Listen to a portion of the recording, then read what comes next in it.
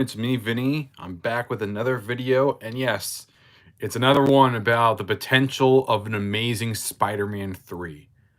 Now, I'm still hearing conflicting reports, some saying that he is going to come back in the future, potentially to appear in Morbius.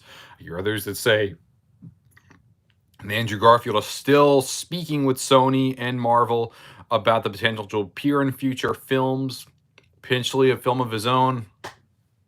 I have no idea. But one thing is for sure, people, millions of people, hundreds of millions of people are interested in seeing the Amazing Spider-Man 3. That is a fact. And as I said, I still want to see a Raimi Spider-Man 4, but I think that Andrew Garfield's version of the character could potentially do way more things, especially with how the Amazing Spider-Man 2 ended. Now, don't get me wrong, it was the worst Spider-Man film, mainly because of its writing. However, it set up more than any other Spider-Man film ever did up to that point. Plus, with how much the multiverse is now a bit more opened up, people want to see Andrew Garfield more. He potentially could win an Oscar from his time on Tick Tick Boom. The demand for Garfield is very, very high, and as a result, I think it is right to revive his franchise.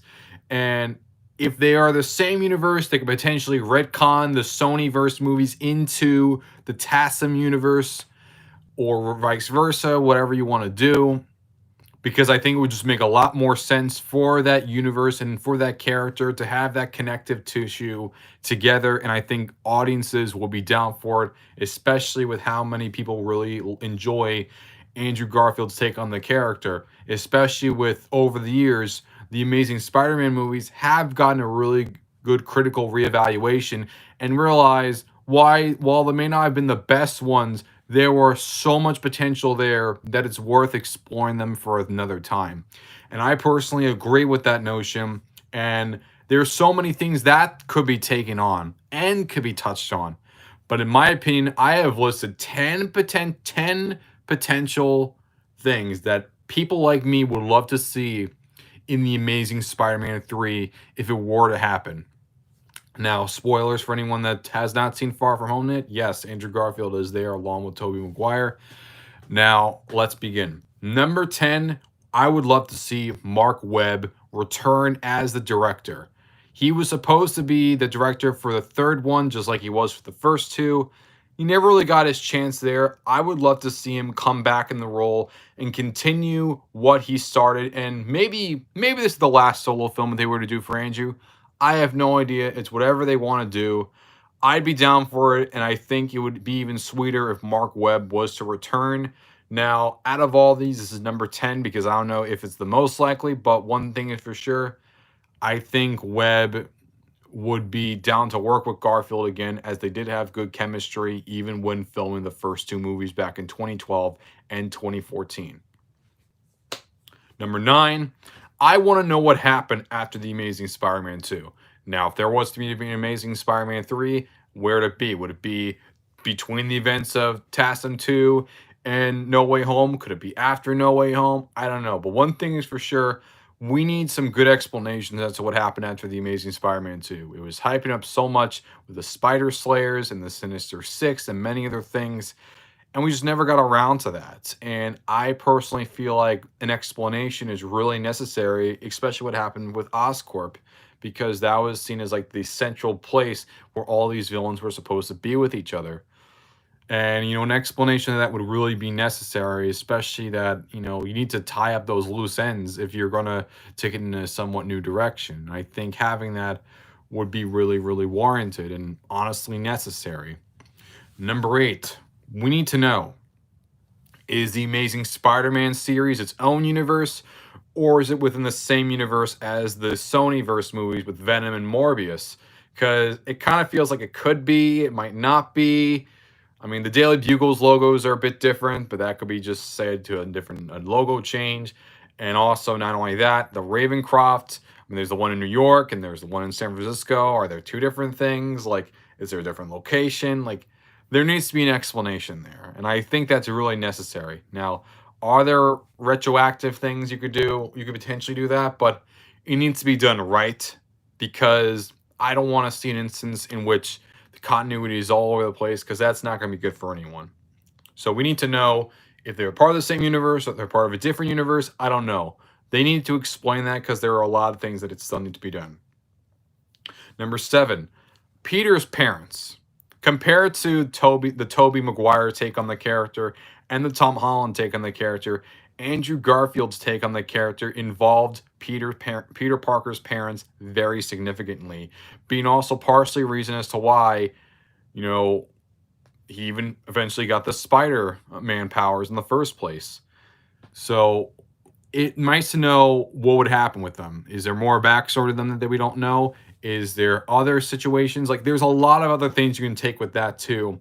And there's still a lot of holes that need to be filled in, because it feels like it is something that a lot of us still are really interested to see, considering we never really got, again, we never got answers to a lot of these things. And I think with Peter Parker's parents, because they were so significant to the story of the first two, I think it's really important that we get some of that for this one, if they were to do it. Number 6, if they want to, they can introduce a new villain. Now, could this be someone like, Mr. Negative or the Chameleon? I'm not sure, but I'd be down to see what new villain could be good for the Andrew Garfield version of the character. Could it even be Kraven the Hunter? Like, with Aaron Taylor Johnson, considering that the same actor played him as Quicksilver in the MCU. Do they want to cast someone different there? Like, he would make sense more so for Garfield, especially if they want to do a Kraven's Last Hunt movie, which I don't think would really fit for a Tom Holland take on the character. I think the Andrew Garfield one, being a bit more gritty and a bit more grounded, could fit for that story a lot more. So a new villain would definitely be pretty cool. Number 5, I'd like to see what their Mary Jane Watson is. We were going to get Shailene Woodley in The Amazing Spider-Man 2, but that was cut due to time constraints, and because there was also a lot of stuff in The Amazing Spider-Man 2 already. We never really got those scenes. We never got them in the first place. We didn't even see Woodley as Mary Jane Watson. So I would like to see where they gradually build her in becoming that eventual love interest for Peter Parker in the Amazing Spider-Man / Sony universe. And I think that'd be really cool to have. That could be his MJ, just like the other two. I think that just feels perfect. Number 4, Black Cat. Put Black Cat in this time, and please don't waste Felicity Jones. Bring her back. She says she wants to take on that role again. I know there's some reports saying that they want to have Anya Taylor-Joy, but save that for Tom. I feel like for Andrew, give that take of the character Black Cat, because Black Cat could really, really work here. Felicity Jones is a great actress. She knows how to act. She knows how to use the acting chops well. She's also, again, I'm keep saying she is a great actress. She is great at her roles. And it's a shame that she was a bit wasted in The Amazing Spider-Man 2, because potentially in The Amazing Spider-Man 3, her role was going to increase a lot more. And again, we never got a chance to see that. And she would have really looked cool as Black Cat. And, even with the reports of Anya Taylor-Joy, I think most people would rather see, Felicity Jones come back in the role. And I can't blame them.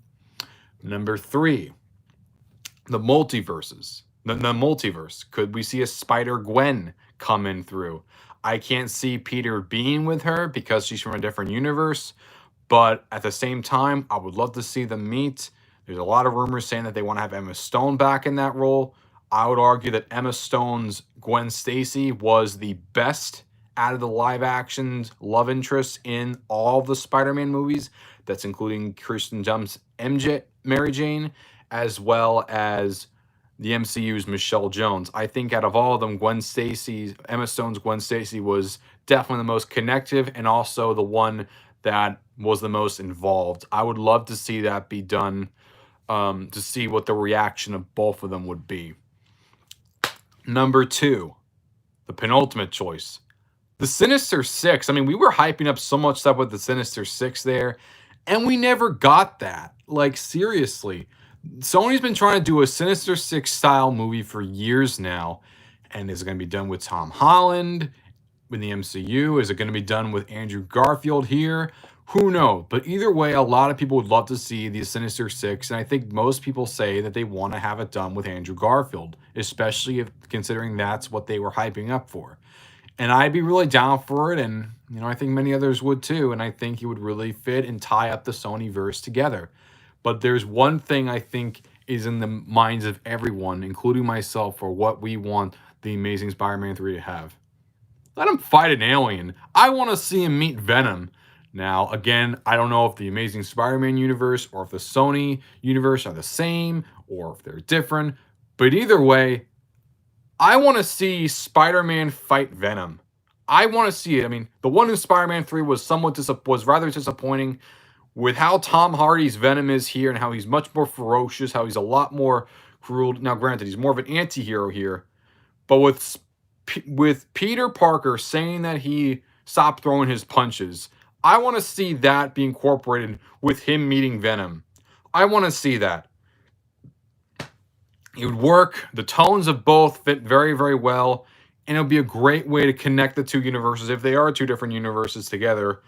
And it's something that everyone wants to see. Now, would Venom 3 just have Andrew Garfield and call it a day? Or will there be both a Venom 3 and the Amazing Spider-Man 3? I don't know. But one thing is certain, people really, really, really, really want to see it.